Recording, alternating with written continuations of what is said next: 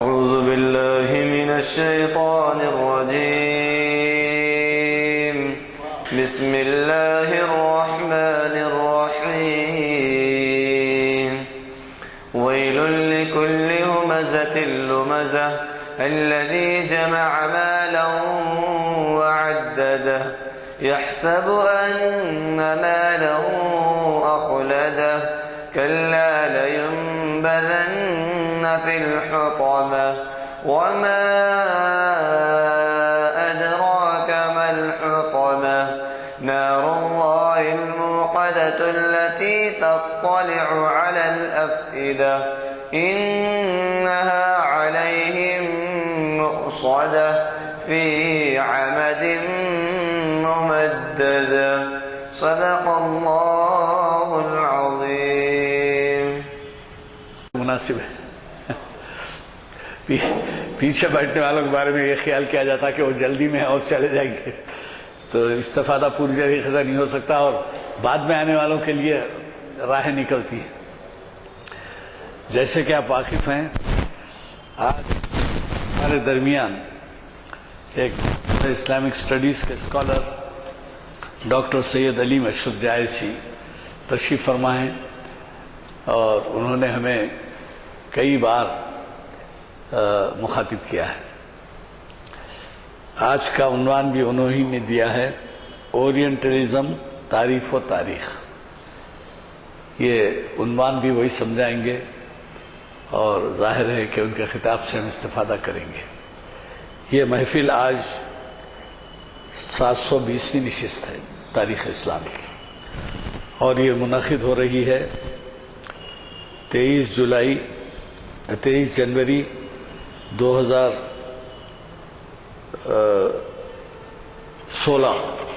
مطابق 12 ربیع الثانی 1437 ہجری بروز ہفتہ بعد نماز عصر جامع مسجد عالیہ گن فاؤنڈری کے کانفرنس ہال میں. یہ تفصیلات اس واسطے بتانی پڑتی ہیں کہ آپ کی اس محفل سے استفادہ ساری دنیا میں ہوتا ہے یہ ویب سائٹ کے ذریعے. تو یہ تھوڑا سا ابتدا میں تعارفاً چند الفاظ کہنے پڑتے ہیں ہر محفل میں. حضرات، یہ عنوان کے بعد ان کے عنوان پر جب خیالات کا اظہار ہوگا ہے تو آپ سمجھ میں آئے گا کہ یہ کس قدر اہم عنوان ہے. ہماری خوش نصیبی ہے کہ ہمارے ہاں جس معیار کے مقررین آتے ہیں ان کا معیار بہت اونچا ہے. وہ بین الاقوامی برادری میں مقام رکھتے ہیں اپنا اور بیرون ملک سے بھی بلائے جاتے ہیں. بیرون شہر، بیرون ریاست چھوڑیے، بیرون ملک سے بھی بلائے جاتے ہیں. اور پھر یہی نہیں بلکہ یہ بھی ہوتا ہے کہ وہ اتنی تیاری سے آتے ہیں کہ آپ اگر 10-20 کتابیں بھی پڑھیں تو شاید وہ مواد نہ حاصل کر سکیں گے. یعنی جو ریلیونٹ مواد ہوتا ہے وہ جو ہے وہ چن کے، یعنی یوں کہا جائے تو غلط نہیں ہوگا کہ وہ غوطہ زن ہوتے ہیں ان کتابوں کے اندر اور اس میں سے لال و گوہر نکال کے لا کے ہمارے سامنے پیش کرتے ہیں. میں زیادہ وقت لیے بغیر آج کے ہمارے مقرر صاحب سے گزارش کروں گا کہ وہ شہنشین پر تشریف لائیں. ان کے بارے میں صرف اتنا بھی بتا دیتا ہوں کہ ان کے جو آرٹیکلز ہیں وہ اخبارات میں بہت ہی نمایاں طور پر شائع کیے جاتے ہیں اور آپ کو معلوم ہے کہ اخبارات اہمیت جبھی دیتے ہیں جبکہ وہ بہت ہی معیار کے ہوتے ہیں. تو اب ان کے سامنے ان کی تعریف کرنا مناسب نہیں ہے. جو کچھ ہے میں تعارفاً کہہ دیا آپ سے. بہرحال اللہ کا شکر ہے کہ اللہ نے ہمیں ایسے لوگوں کی صحبت میں بیٹھنے کا اور استفادہ کرنے کا موقع دیا. میں موصوف سے گزارش کرتا ہوں کہ شہر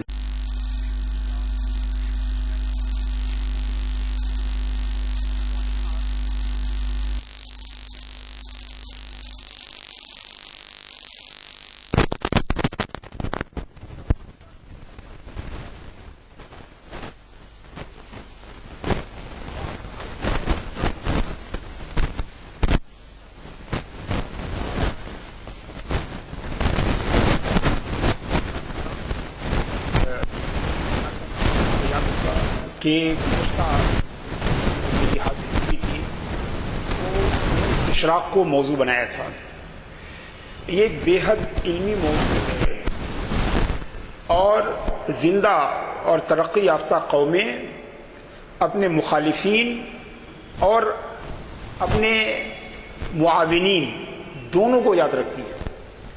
ان میں سے کسی کو فراموش کرنا جو ہے یہ قوموں کی بڑی غلطی مانی جاتی ہے. عربی میں مثل ہے کہ دوست کو جاننا اتنا ضروری نہیں ہے جتنا کہ اپنے مخالف کو جاننا ضروری ہے. مخالف کو جاننے سے ہمارا یہ مقصد نہیں ہے کہ ہم اس پر حملہ آور ہوں, ہم ان پر زیادتی کریں, بلکہ اس کا مقصد یہ ہے کہ ہم اپنا دفاع کر سکیں.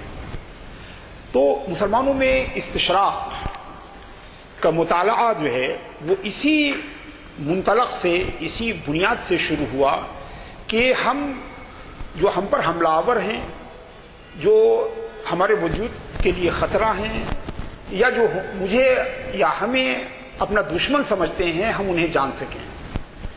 اور استشراق یہ وہ مغربی تحریک ہے جس نے مغرب کی تمام تر ریشہ دوانائیاں یا ان کی تمام تر جو تخریبی اعمال ہیں, یا مغرب نے جو استعمار کیا, کالونیز بنائی, چاہے وہ ڈچ ہو, چاہے وہ فرینچ ہو, چاہے وہ برٹش ہو, چاہے وہ اسپینش ہو, چاہے وہ پرتگیزیز ہوں, جنہوں نے عالم اسلام کو اپنی کالونی بنائی, اپنی نو آبادیات میں بدلا, ان سب نے مستشرقین ہی کو استعمال کیا. ایک کتاب آئی تھی وصف مصر, ڈسکرپشن آف ایجپٹ. اسی کتاب کو پڑھنے کے بعد نیپولین نے سب سے پہلے ایجپٹ پر حملہ کیا.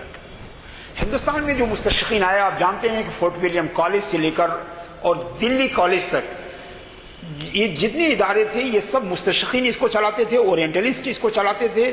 اور اس میں جو کچھ پڑھایا جاتا تھا اس کا مقصد یہ ہوتا تھا کہ برطانوی استعمار کا قبضہ اور اقتدار اس زمین پر کیسے مضبوط کیا جائے.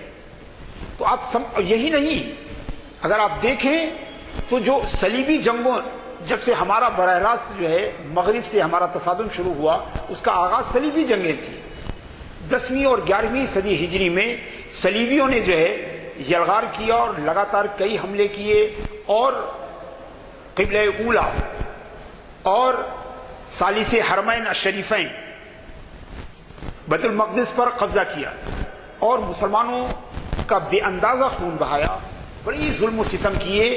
اور فوج کے آنے سے پہلے دراصل یہی مستشرقین تھے جنہوں نے مسلمانوں کی کمزوریاں, مسلمانوں کے نقاط ضعف, مسلمانوں کی جو ہے آپسی اختلافات, آپس کی چپکلشیں, ان کا پورا وصف لکھ کر اور وہاں کے بادشاہوں تک پہنچایا. کہتے ہیں کہ جب 8ویں صلیبی حملے کا قائد لوئس 9 جب گرفتار ہوا, صلاح الدین ایوبی کے سامنے اسے پیش کیا گیا, تو صلاح الدین ایوبی نے اسے پوچھا کہ ہم تمہارے ساتھ کیا سلوک کریں. تو فرانس کے بادشاہ اور 8ویں صلیبی حملے کے قائد لوئس 9 نے کہا کہ جو ایک بادشاہ دوسرے بادشاہ کے ساتھ کرتا ہے. اور صلاح الدین ایوبی نے اسلامی فراخ دلی, اسلامی توسع, اسلامی جو ٹالرنس کا مظاہرہ کرتے ہوئے اسے آزاد کر دیا, جس کی گردن پہ ہزاروں ہزار جو ہے مسلمانوں کا خون تھا, مگر اسے اسلامی رحمت کا مظاہرہ کرتے ہوئے آزاد کر دیا. صلاح الدین ایوبی نے تو اس بادشاہ کو آزاد کر دیا, مگر وہ احساس شکست کی قید سے کبھی آزاد نہیں. اور فرانس واپس جانے کے بعد اس طرح مرگ پر چلا گیا. اور کہتے ہیں اس نے اپنی وصیت لکھی تھی, اس وصیت میں لکھا تھا مسلمانوں کو سلاح کے ذریعے, ہتھیاروں کے ذریعے شکست نہیں دیا جا سکتا, مسلمانوں کو افکار کے ذریعے شکست دیجیے, آئیڈیالوجیز کے میدان میں شکست دیجیے. اور جو قوم آئیڈیالوجی کے فیلڈ میں ہار جاتی ہے اسے میدان جنگ میں ہرانا بڑا آسان ہوتا ہے, اسے میدان جنگ میں ہرانا بڑا ہی آسان ہوتا ہے. لہذا اس کی یہ وصیت جو ہے, اسی وصیت نے اس مومنٹ کو پیدا کیا جسے ہم اورینٹلزم یا استشراق کے نام سے جانتے ہیں. اور اب اس کی خطرناکی آپ اندازہ نہیں لگا سکتے ہیں. اس نے نہ صرف جو ہے اسلام میں تفرقہ بازی کو ہوا دی, فرقوالیت کو ہوا دی, نہ صرف مسلمانوں کی جماعتوں کو آپس میں ایک دوسرے سے لڑانے کی کوشش کی, بلکہ گزشتہ 100 سال میں آپ جتنے بھی فتنے آپ دیکھتے ہیں लॉरेंस ऑफ अरेबिया का आपने नाम सुना होगा। वो अरबों की तरह अरबी बोलता था, अरबों की तहजीब और सकाफत का बेहतरीन आईनादार था, मगर उसका काम क्या था? उसका काम था कि मुसलमानों के दरमियान नफरतों के बीज बोना। वही जो उन्होंने 150 साल के कॉलोनियल जो है पीरियड में जो नफरतों के बीज बोए थे, वो आज तनावर हो गए हैं। और आप देखें तो काबुल और कंधार से लेकर और मराकश तक जो है मुसलमान आपस में 10 बगरीबा हैं, एक दूसरे का खून बहा रहे हैं, एक दूसरे को उजाड़ रहे हैं। ये सब उन्हीं बीजों के जो है समर है जो इन मुस्तशक़ीन ने बोया था। इन्होंने, आप देखें, कादियानी तहरीक चली, सबसे ज्यादा सपोर्ट अगर उनको किसी से मिला तो बरतानवी इस्तेमार से मिला है। आप जानते हैं कि कादियानियत का सबसे बड़ा सेंटर दुनिया में कहां है? इजराइल में है, इजराइल में है। एक मरतबा BBC से शेख अहमद दीदात ने कहा था कि मुझे आधे घंटे दे दीजिए, तो गवर्नमेंट ने उनको आधे घंटे की परमिशन नहीं दी, मगर उसी लंदन से BBC के ऑफिस से एक टेलीविजन स्टेशन काम करता है जो कादियानियत के तबलीग और इरशाद के लिए काम करता है और राउंड द क्लॉक काम करता है और दुनिया की 60 जबानों में काम करता है। तो उनको इतनी फैसिलिटी है और अहमद दीदात को 8 घंटे नहीं दिया गया और उस वक्त की वो कीमत देने को तैयार थे कि जो एडवर्टीजमेंट की कीमत आप लेते हैं पर मिनट, वो हमसे भी चार्ज कर लीजिए और आधा घंटा जो है हमको इस्लाम की हक्कानियत के बारे में बोलने दीजिए। तो अहमद दीदात को आधे घंटे नहीं दिया गया, मगर कादियानियों के लिए राउंड द क्लॉक जो है। और ऐसे मैं बेशुमार बातें जो है जानता हूं कि कैसे उन्होंने ये फितने बोए, कैसे हंगामे कराए। आप देख रहे हैं ईरान और इराक को लड़ाया, इराक दोनों को कमजोर किया, दोनों को कमजोर किया। उसके बाद एक पर पाबंदी लगा के जो खत्म करा दिया, दूसरे पर खुद ही ऑक्युपाई करके इराक को तबाह कर दिया। आप शाम की सूरत हाल जब हक वहां कहाँ है, तो गर्दो गुबार में आप हक को तलाश नहीं कर सकते, तो गर्दो गुबार में आप हक को तलाश नहीं कर सकते। पूरी दुनिया ISI के खिलाफ बात कर रही है और काम करने का वादा कर रही है, मगर उनसे तेल कौन खरीद रहा है? यही लोग खरीद रहे हैं। तो हज़रात किराम की बहुत बड़ी साजिश है। फ्रांस में एक म्यूजियम है लेमोन, यानी मुतहफ अल इंसानी, इंसानी बशरी जो है म्यूजियम, जिसमें इंसानी जिंदगी के तमाम जो है अदवार को दिखाया गया है। पत्थरों के ज़माने में इंसान कैसा था और लोहे के इस्तेमाल के बाद इंसान में क्या तब्दीलियाँ आई, वो फलां फलां तहजीब का इंसान कैसा था। और फ्रांस के तमाम जो है बड़े जो है जो शख्सियात हुई हैं उन सब के बारे में इस म्यूजियम में मालूमात इकट्ठा है। उनके मकानों के नक्शे हैं, उनके इस्तेमाल की चीज़ें हैं, उनकी यादगारें हैं। उसमें एक शीशे की अलमारी है जिसमें फ्रांस के मशहूर फिलासफर कांट का सर रखा हुआ है, कांट का सर रखा हुआ है। और उसके बगल में एक शामी जो है मुसलमान का भी सर रखा हुआ है। आप सोचेंगे कि कांट जैसे बड़े फलसफी के सर के बराबर में एक गैर मारूफ मुसलमान के सर की क्या कीमत है? दरअसल ये वो मुसलमान था जिसने नेपोलियन के मिस्री गवर्नर को अल्लाह के रसूल सल्लल्लाहु ताला अलैहि वसल्लम की तौहीन करने के जवाब में कत्ल कर दिया। जब गवर्नर वाइसराय को एक आम से मुसलमान ने कत्ल कर दिया तो पूरे दुनिया में उस वक्त फ्रांस की बड़ी बदनामी हुई। बिलखुसूस बरतानिया ने फ्रांस का बड़ा मजाक उड़ाया कि जब आप अपने गवर्नर की हिफाजत नहीं कर सकते हैं तो आप अपने टेरिटरीज की हिफाजत क्या करेंगे, आप अपने कॉलोनीज की हिफाजत क्या करेंगे, आप अपने फौजियों और हथियारों की हिफाजत क्या करेंगे। उस पर फ्रांसीसियों को इतना गुस्सा आया कि उस इंसान को न सिर्फ फांसी दी बल्कि 200 साल से उस मुसलमान इंसान के सर को आज भी वो म्यूजियम में सजा के रखे।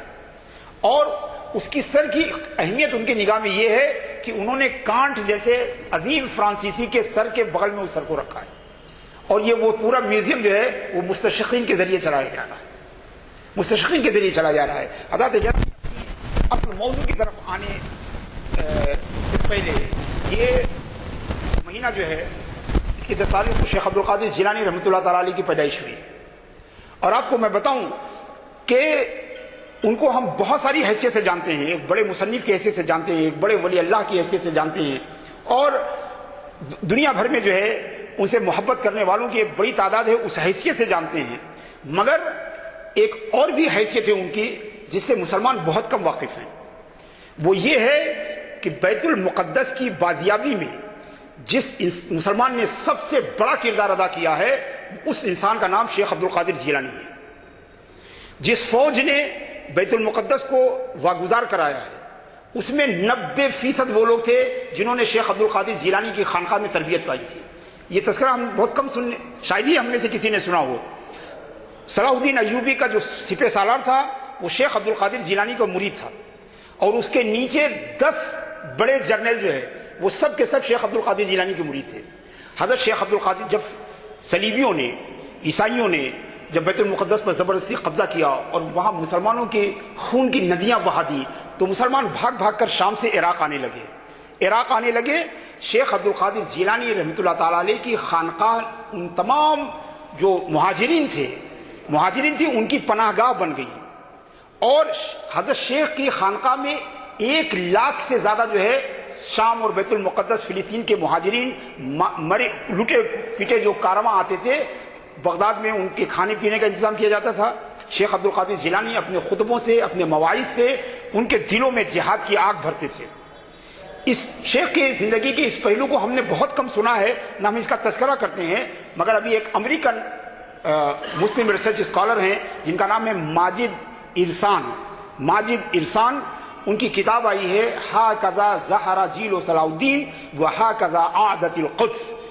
اردو میں اس کا ترجمہ یہ ہوگا کہ اس طرح صلاح الدین ایوبی کی نسل پیدا ہوئی اور اس طرح بیت المقدس کی واپسی ہوئی، کتاب کا ٹائٹل ہے۔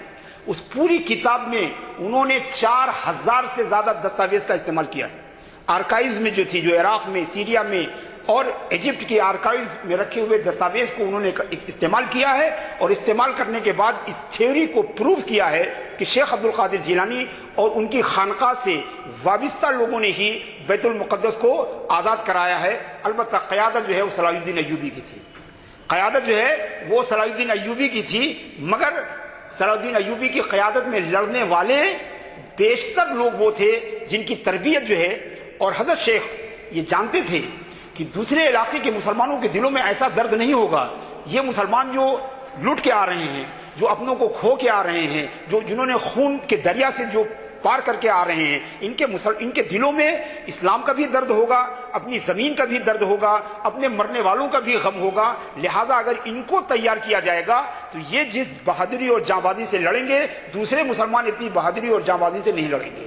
چنانچہ اسی سوچ کو آپ نے جو ہے پریکٹیکل کیا، اور کئی لاکھ لوگوں کو جو ہے آپ نے اپنے خانقاہ میں علمی، روحانی، مجاہد نفس کی تربیت دی، اور جہاد فی سبیل اللہ کی بھی تربیت دی۔ ڈاکٹر ماجد ارسان نے، پروفیسر ماجد ارسان نے پوری وہ پلاننگ اپنی کتاب میں لکھا ہے کہ کیسے شیخ جو ہے وہ ترجیح دیتے تھے، جو زیادہ نقصان اٹھا کے آتا تھا اس کو اگلی صف میں رکھتے تھے، جو اس سے کم نقصان اٹھانے والا ہوتا تھا اس کو پچھلی صف میں، کیونکہ جو جتنا ہی غمزدہ ہوتا تھا اس کے دل میں اتنی ہی آگ ہوتی تھی، اور حضرت شیخ چاہتے تھے کہ اس آگ کو دشمنوں ہی کے خلاف استعمال کیا جائے، اس جوش و جذبے کو صلیبی دراندازوں کے خلاف آزادی۔ ایک طرف تو آپ نے مسلمانوں کی تزکیہ نفس کی کوشش کی، مسلمانوں کے علمی جو ہے اور اللہ اور رسول سے ان کی وابستگی کی طرف کوشش کی۔ چنانچہ آپ کا مشہور جملہ ہے کہ فر الی اللہ بجناح الکتاب والسنہ، اللہ کی طرف پرواز کرو، اور ہر پرواز کے لیے 2 بازو چاہیے، اور اللہ کی طرف جو پرواز ہوتی ہے اس کے 2 بازو کا نام ہے اللہ کی کتاب، اور دوسرے بازو کا نام ہے سنت رسول اللہ۔ تو ہر پرواز کے لیے جو ہے 2 بازو چاہیے، اور اللہ کی طرف جو پرواز ہوتی ہے اس کے لیے بھی 2 بازو چاہیے، اور ان دونوں بازوؤں کا نام ہے کتاب اللہ اور سنت رسول اللہ صلی اللہ علیہ وسلم۔ حضرت شیخ عبد القادر جیلانی نے نہ صرف لوگوں کے ایمان کو تازہ کیا، بلکہ مستشرقین جو زمانے میں تھے، جو پورے عالم اسلام میں پھیلے ہوئے تھے، پورے عالم اسلام میں طرح طرح کے، آپ دیکھیں جو باطنی مومنٹ تھا، یہ باطنی مومنٹ جو تھا وہ بھی جو ہے وہ مستشرقین کے ساتھ مل کے کام کر رہا تھا۔ آج ہمارے پاس بالکل کافی اور شافی دلائل ہیں کہ حسن بن صباح سے لے کر اور باطنی مومنٹ کے ہر فرد جو ہے وہ مغرب کے مستشرقین کے ٹچ میں تھا، وہی ان کو بتاتے تھے کہ کیسے مسلمانوں کے درمیان فتنہ پیدا کیجیے۔ شیخ عبد القادر جیلانی نے نہ صرف جو ہے اللہ تبارک و تعالیٰ کی طرف لوگوں کے دلوں کو پھیرا، بلکہ باہری فتنے جو تھے صلیبی اور اندرونی فتنہ جو تھا باطنی، ان دونوں کا کامیاب مقابلہ کیا. اور حضرت شیخ عبد القادر جیلانی کے سوانح کے یہ دو ایسے پہلو ہیں جو میرے نظر میں سب سے تابناک ہیں، اگرچہ ہم ان کا ذکر بہت کم کرتے ہیں. نہ حضرت شیخ عبد القادر جیلانی اس حیثیت سے جانے جاتے ہیں کہ وہ دراصل فتح بیت المقدس کی بنیاد رکھنے والوں میں ہیں، اس کی پلاننگ کرنے والوں میں ہیں، اور اس پلاننگ کو ایگزیکیوٹ کرنے والوں میں سے. یعنی انہوں نے اس آئیڈیالوجی کو ڈیولپ کیا، پھر اس کے لیے لوگوں کو تیار کیا، اور اس کے بعد اس کو ایگزیکیوٹ کرایا گیا. اگرچہ فتح بیت المقدس آپ کے وفات کے بعد ہوئی، مگر صلاح الدین ایوبی کے ساتھ لڑنے والوں میں ماجد ارسان کیلانی کے مطابق 90% سے زیادہ وہ لوگ تھے جو شیخ عبد القادر جیلانی کی خانقاہ کی تربیت یافتہ تھے. اس سے یہ بھی پتہ چلتا ہے کہ ہماری کل کی خانقاہیں اور آج کی خانقاہوں میں کیا بنیادی فرق ہے. وہاں مجاہدہ اور جہاد دونوں کی تربیت کی جاتی تھی، جبکہ آج اللہ ماشاء اللہ ہم سب جانتے ہیں اس پہ کچھ گفتگو کرنے کے. تو چونکہ ان کی ذات سے اس مہینے کو نسبت ہے، اس لیے ہم نے بتایا کہ دراصل مستشرقین اور ان کے اعمال کے خلاف جدوجہد کی جن لوگوں نے بنیاد رکھی ہے ان میں سے ایک شخصیت کا نام شیخ عبد القادر جیلانی، اور بیت المقدس کی فتح اور صلاح الدین ایوبی کی نسل. آخر وہی تو مسلمان تھے نا، وہی مسلمان تھے جو تاتاریوں کے سامنے بالکل پستہ ہو چکے تھے، بالکل صلیبی دراندازوں کے خلاف جو ہے ان کے حوصلے ٹوٹ چکے تھے. ان کے اندر ایک ایک صلیبی جو ہے 200 مسلمانوں کو رسی سے باندھ کے کھینچتا تھا. مگر جب انہی مظلوموں کے دلوں میں جب خوف الہی آیا تو دنیا کے سارے خوف باہر نکل گئے، اور بالکل الٹا ہو گیا کہ ایک ایک مسلمان 200 صلیبیوں کو باندھ کے جو ہے وہ انطاکیہ اور جو ہے بیروت کے سمندروں کی طرف لے کے گیا. تو گویا یہ تربیت کا کام بڑا ہی امپورٹنٹ کام ہوتا ہے. انسان وہی رہتا ہے، مگر جب اس کی سوچ بدلتی ہے، جب اس کی فکر بدلتی ہے، جب اس کا ایٹیٹیوڈ بدلتا ہے، جب زندگی اور دین کے تئیں اس کے نظریات بدلتے ہیں تو وہ انسان بالکل مختلف ہو جاتا ہے. اس تمہید کے بعد استشراق، یہ مومنٹ، اس سے آپ اندازہ لگا لیجئے کہ چاہے وہ صلیبی جنگیں رہی ہوں اس میں استشراق کا ہاتھ تھا، چاہے مسلمانوں میں مذہبی، مسلکی اور طائفی جو اختلافات ہیں یہ استشراق کی پیداوار ہیں، اور چاہے جو ہے یہ جو استعماری اور نوآبادیاتی جو زمانہ گزرا پچھلے 200 سال پورے عالم اسلام پر قبضہ تھا اہل مغرب کا، اس قبضے کو، اس کی تمہید تیار کرنے اور اسے استحکام بخشنے، دونوں کا کام مستشرق نے کیا. ہم لوگ آج اردو ڈپارٹمنٹ میں پڑھتے ہیں کہ صاحب پروفیسر گلکرسٹ نے فورٹ ولیم کالج میں اردو کی بڑی خدمت کی. ارے بابا، یہ اردو کی خدمت تھوڑی تھی، وہ تو چاہتے تھے سلطنت برطانیہ کی خدمت کرنا. یہ ایک الگ بات ہے کہ سلطنت برطانیہ کی خدمت کے ساتھ ساتھ اردو زبان کی بھی خدمت ہوگی، مگر ان کا مقصد جو ہے وہ اردو کی خدمت نہیں تھا. ان کا مقصد سلطنت برطانیہ کی خدمت تھا. چونکہ سلطنت برطانیہ کی خدمت کے لیے اردو زبان کا جاننا بھی ضروری تھا، لہٰذا اس وجہ سے وہ زبان پڑھ رہے تھے. لہٰذا اس بات کی بھی اصلاح ضروری ہے. استشراق کی تعریف، ڈیفینیشن اور اس کے لغوی اور ٹرمنالوجیکل جو میننگ ہے اس پر ہم کافی گفتگو کر چکے ہیں. پچھلی بار میں نے بہت آپ کو تفصیل سے بتایا کہ لیوانت، جو آج ISIL کے ساتھ جو ورڈ لیوانت کا استعمال کیا جاتا ہے، یا جو استشراق کا لفظ استعمال کیا جاتا ہے، اس کی لغوی معنی کیا ہیں، عربی زبان یا اورینٹل جو ہے اورینٹ کا بنیادی طور پر لیٹن زبان میں کیا معنی ہے، اس کی بہت تفصیل سے جو ہے گفتگو ہو چکی ہے. میں نے 10-15 سے زیادہ جو ہے اس کی جو ڈیفینیشنز ہیں مختلف علماء کی میں نے وہ بھی بتائی ہیں، جن میں کچھ خود مستشرقین ہیں. چنانچہ آپ میکسم روڈینسن کی ڈیفینیشن، ایڈورڈ سیڈ کی ڈیفینیشن، محمود زقوق، پروفیسر آربیری، عبد الوہاب حمودہ اور ایسے بہت سارے مشرق اور مغرب کے ماہرین کی جو ڈیفینیشن ہے استشراق کی، وہ میں آپ کے سامنے پیش کر چکا ہوں. اب یہ موضوع بھی غالباً آ چکا ہوگا، میں سرسری طور پر اس کو گزار دے رہا ہوں. استشراق پیدا کب سے ہوا؟ اورینٹلزم کا یہ مومنٹ جو ہے وہ کب سے بنیادی طور پر پیدا ہوا؟ اہل علم کا اختلاف ہے، بہت ساری رائے ہیں، جس میں چند رائے ہمارے سامنے ہیں. نمبر 1، استشراق کا آغاز قبل میلاد ہوا، یعنی حضرت عیسیٰ کی پیدائش سے پہلے ہوا. دوسرا استشراق کی ابتدا مسلمانوں اور نجران کے نصارہ کے باہمی ربط و ملاقات سے پیدا ہوا. جب مدینے میں مسلمان آئے اور نجران کے عیسائیوں سے ان کا وہ ہوا تو وہاں سے استشراق شروع ہوا. تیسرا نبی اسلام صلی اللہ علیہ وسلم کے ان خطوط سے استشراق کا آغاز ہوا جو معاصر بادشاہوں کو بھیجے گئے. جو اللہ کے رسول نے جو پیغام بھیجے تھے قیصر، کسریٰ، نجاش، وہ مصر کے بادشاہ کے نام، وہاں سے شروع ہوا.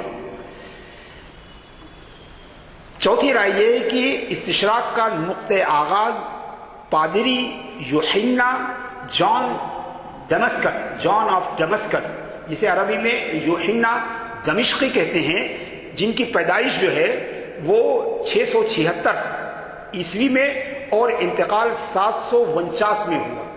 یعنی جنہوں نے رسول اللہ صلی اللہ علیہ وسلم اور خلفائے راشدین کا اثر پایا. سب سے پہلے اسلام کے خلاف قلم اٹھانے والی اس شخصیت یہی تھی جس نے اسلام کے اگینسٹ میں لکھا.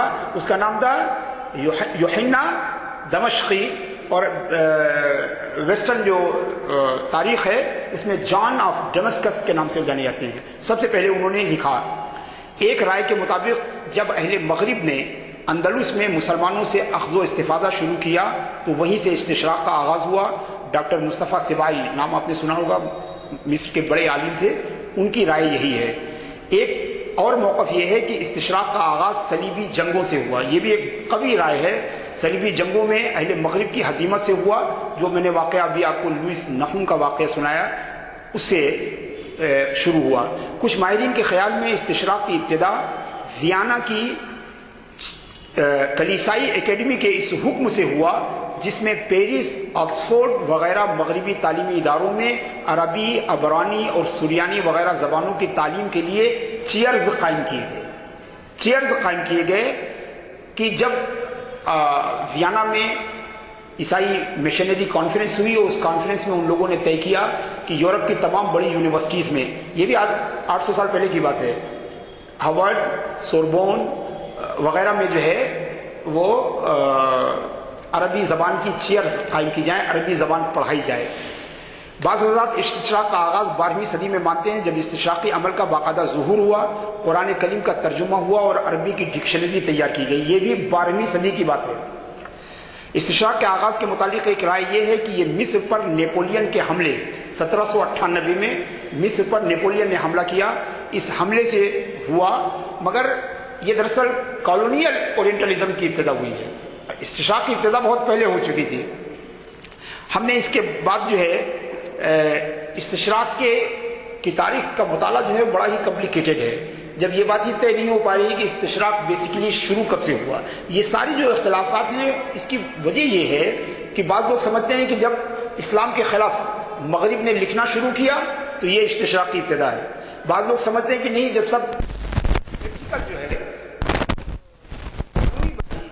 تب استشراق کی ابتدا ہوئی. بعض لوگ کہتے ہیں نہیں، صلیبی جنگیں جب ہوئی تو صلیبی جنگوں کے لیے مغرب کو ضرورت پیش آئی کہ وہ عالم اسلام اور عالم عرب کے بارے میں معلومات حاصل کرے، اسی کوشش میں استشراق ہوئی. تو گویا یہ تعریفیں جو ہے، یہ جو ڈیفینیشنز ہیں، ان میں جو اختلاف ہے اس کی وجہ یہ ہے کہ لوگ استشراق کو ہی الگ الگ چشمے سے دیکھتے ہیں. کچھ لوگ عملی استشراق کو استشراق کہتے ہیں، کچھ نظری کو کہتے ہیں، کچھ فکری کو کہتے ہیں. اس طرح سے بہت سارے بن جاتے ہیں. مگر اس طرح یہ ہے کہ استشراق کا آغاز ہے وہ جب اندلس میں ترقی کر کے ایک عظیم شان تہذیب کی بنیاد ڈالی، اور جب وہاں کی یونیورسٹیوں میں یورپ سے طلبا آ کے پڑھنے لگے تو انہوں نے عربوں اور مسلمانوں کے علوم کو حاصل کیا. عربوں اور مسلمانوں کے علوم کو حاصل کیا اور ان علوم کو لے جا کر مغرب میں پھیلایا. اسی سے استشراق کا ابتدا ہوئی. جو لوگ آ کے پڑھتے تھے مسلمان یونیورسٹیز میں اندلس میں،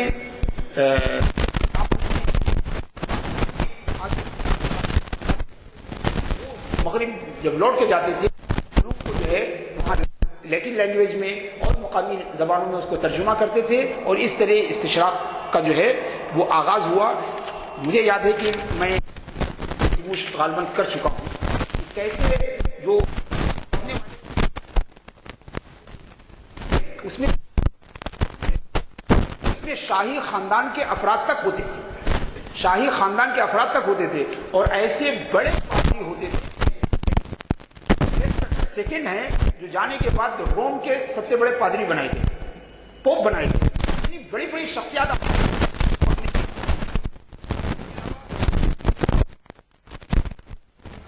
حاصل کیا. بعض شخصیات نے لکھا ہے کہ محترم, عربی میں کہتے ہیں ان کا نام, جو یورپ کی تاریخ میں پیٹر دا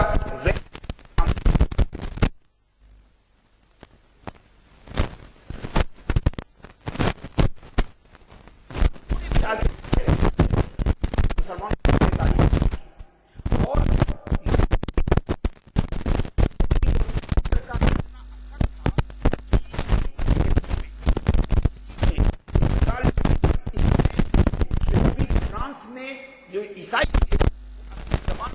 فیشن کے بعد آپ اندازہ لگا سکتے ہیں کہ آج ہمارے پہننا فیشن سمجھا جاتا ہے. مسلمانوں کے لباس کو پہننے کو وہ فیشن سمجھتے تھے.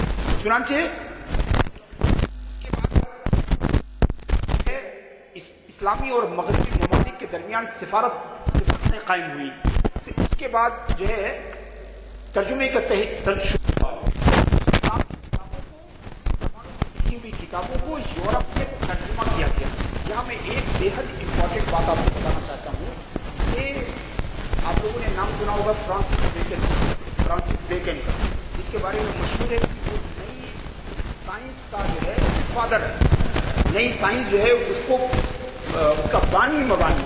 اس کی کتاب ہے جو لیٹن زبان میں لکھی گئی, جس کا نام ہے نووم آرگینم. یہ کتاب جو ہے یہ بنیاد ہوئی سائنس کے انقلاب لائی. اور یہ کتاب جو ہے ابن حیثم کی کتاب المناظر کا ترجمہ ہے. ابن حیثم کی کتاب المناظر کا جو ہے وہ ترجمہ ہے. بیسیکلی جو ہے ابن حیثم نے جو ہے انڈکٹیو میتھڈولوجی کو ڈیولپ کیا اور وہی جسے ہم عربی زبان میں استخارہ کہتے ہیں, منہج استخارہ, یعنی انڈکٹیو میتھڈولوجی. اسی انڈکٹیو میتھڈولوجی آج کی تمام سائنس کی دنیا, میں آپ کو بتانا چاہتا ہوں کہ یہ مسلمانوں کا دنیا کے لیے, انسانیت کے لیے, کائنات کے لیے سب سے بڑا اکیڈمک کنٹریبیوشن ہے کہ مسلمانوں نے جو میتھڈولوجی تھی اس گریک میتھڈولوجی کو ٹوٹلی طور پر چینج کر دیا.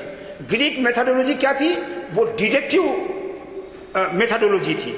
ڈیڈکٹیو میتھڈولوجی کا مطلب یہ کہ انسان دماغ سے سوچے اور جو سمجھ میں آئے اس کو لکھے, نہ کوئی پریکٹیکل کرے, نہ کہیں باہر جائے, نہ کہیں میدان میں جو ہے اسٹڈی کرے, نہ باہر کسی چیز کو تجربہ کرے, صرف دماغ کو سوچے.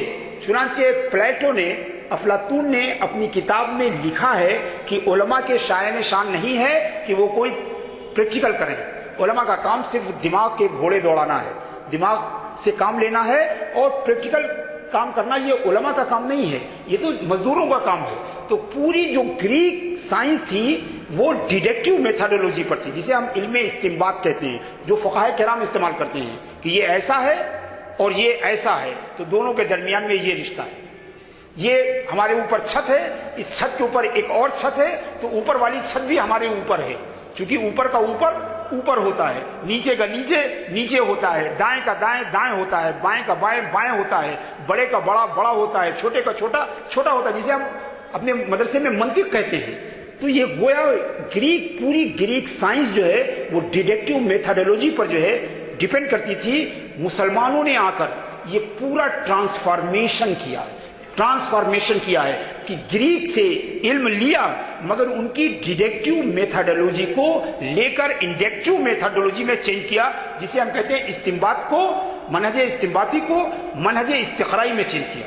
وہ لوگ صرف دماغ کو سوچتے تھے, مسلمانوں نے آگے کہا کہ نہیں, جب تک تجربے سے کوئی چیز نہیں گزرتی ہے ہمیں اس کے بارے میں یقین نہیں ہوتا ہے. تو جو تجربہ ہے, جو مطلب یہ کہ علم کا سب سے بڑا سورس تجربہ ہے, اس بات کو دنیا کو مسلمانوں نے بتایا. اور جس عالم نے اس میتھڈولوجی کو ڈیولپ کیا اس کا نام ہے ابن حیثم. کہتے ہیں کہ ابن حیثم کی کتاب اندلس کے ذریعے وہ اٹلی پہنچی جہاں فرانسس بیکن کے ہاتھ لگی اور فرانسس بیکن نے اسی کتاب کو لیٹن میں ترجمہ کیا اور اس کا نام رکھا نووم آرگینم، نووم آرگینم، اور وہی کتاب ہے جس پر سوئی سے لے کر ہوائی جہاز تک کا ایجاد ہوئی ہے۔ اگر وہ کتاب نہ ہوتی تو کوئی ایجاد اور انکشاف کی چونکہ یونانی جو ہے وہ بڑے پڑھے لکھے تھے، بڑے فلاسفر تھے، مگر وہ تجربے کے بالکل مخالف تھے۔ وہ لیبارٹری کی ضرورت کو بالکل انکار کرتے تھے، وہ کسی تجربے کی علم تجریبی کو بالکل ریجیکٹ کرتے تھے۔ یہ کام مسلمانوں نے کیا ہے اور اس عمل کو کہتے ہیں یہ ایک ٹرانسفارمیشن ہے، ایپسٹیمولوجیکل ٹرانسفارمیشن، یعنی علم کو ہی چینج کر دیا۔ ایک تو ہوتا ہے علم کے ذریعے کوئی چیز بدلی جائے، مسلمانوں نے صرف علم کے ذریعے چیزوں کو نہیں بدلا بلکہ علم ہی کو بدل دیا۔ سمجھیے دونوں میں فرق، جسے ہم کہتے ہیں ایپسٹیمولوجیکل، التحول المعرفی، عربی میں ہم کہتے ہیں التحول المعرفی، یعنی انہوں نے علم ہی کو بدل دیا۔ وہ نظری علم کی بات کرتے تھے یونانی، مسلمانوں نے آ کے عملی علم کی بات کی، عملی علم کی کہ نالج کا جو سورس ہے، صحیح نالج جو ہے صرف عمل کے ذریعے حاصل ہوتی ہے۔ اور آج آپ سب جانتے ہیں فزکس ہو، کیمسٹری ہو، بایولوجی ہو، میتھمیٹک ہو یا کوئی بھی نیا علم ہو، ان سب میں تجربہ اور عمل کا کتنا اہم مقام ہے۔ آج ہم سائنسداں بھی یہی کہتے ہیں کہ بھائی جب تک ہم عمل سے گزر نہیں جاتے، جب تک ہم کسی چیز کی صداقت کو نہیں مانتے۔ اور یہ کام انسانیت کی تاریخ میں جس قوم نے کیا ہے وہ مسلمان ہیں، وہ مسلمان ہیں۔ ہم تو اب بھی کہتے ہیں کہ آپ دیکھیں کہ دونوں میں یہ اتفاق نہیں ہے کہ اندلس کا ڈکلائن ہوتا ہے، اندلس کا زوال آتا ہے اور اچانک یورپ کا عروج شروع ہو جاتا ہے۔ یہ آپ سمجھتے ہیں کہ یہ کوئی ایکسیڈنٹ ہے؟ یہ اتفاق ہے کہ مسلمان کا سب سے ترقی یافتہ ملک اچانک زوال پذیر ہوتا ہے، اور جس لمحے وہ زوال پذیر ہوتا ہے اسی لمحے اچانک، اس سے پہلے ہزاروں سال سے نہ وہاں کوئی عالم پیدا ہوتا تھا، نہ سائنٹسٹ پیدا ہوتا تھا، نہ ذہین پیدا ہوتا تھا، نہ عقل مند پیدا ہوتا تھا۔ اندلس کا زوال ہوا کہ سارے عقل مند جو ہے یورپ میں پیدا ہونا شروع ہو گئے۔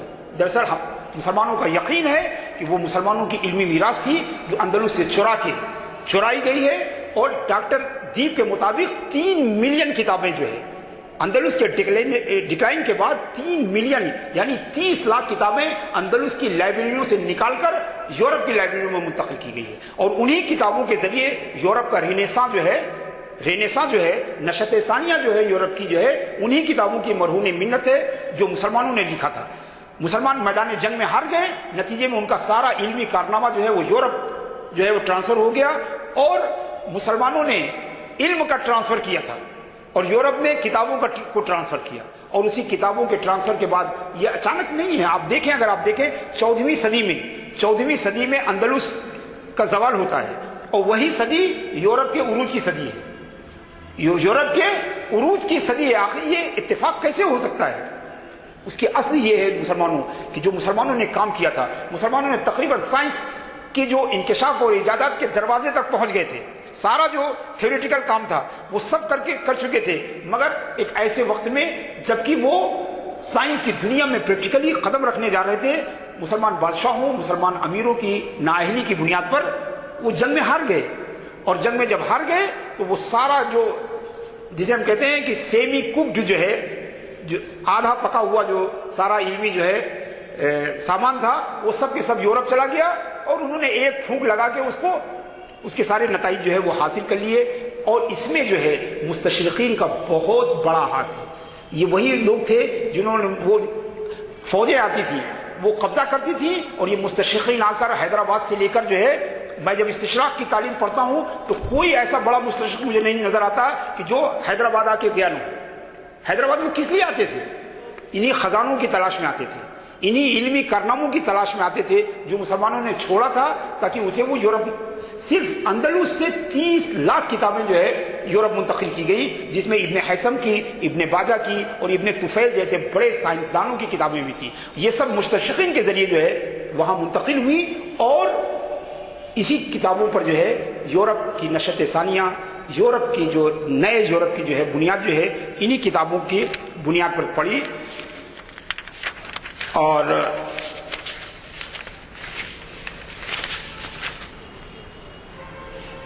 ہم آخری بات جو ہے مستشرقین کے بہت سارے مقاصد ہیں. ان کے مقاصد جو ہے وہ دینی بھی ہیں. مستشرقین چرچ کے ساتھ کام کرتے ہیں اور عیسائیت کے فروغ اور نشر و اشاعت کے لیے انہوں نے کام کیا. یہ دینی مقاصد پہ ہیں. میرے پاس بہت ساری جو ہے اس میں نام ہیں کہ جنہوں نے چرچ کے بطور پادری کام کیا، مگر ان کی کئی کتابیں ہیں استشراق کے اوپر. اس کے بعد استعماری مقاصد، کالونیل آبجیکٹیو جو ہے، یعنی وہ فوجیوں کے ساتھ تھے. فوجیوں جو استعمار یعنی برطانیہ اور فرانس کی جو فوجیں تھیں جو آ کے یہاں قبضہ کی ہوئی تھی عالم اسلام میں، ان کے مشیر، ایڈوائزر اور کونسلر کے طور پر بھی مستشرقین نے کام کیا.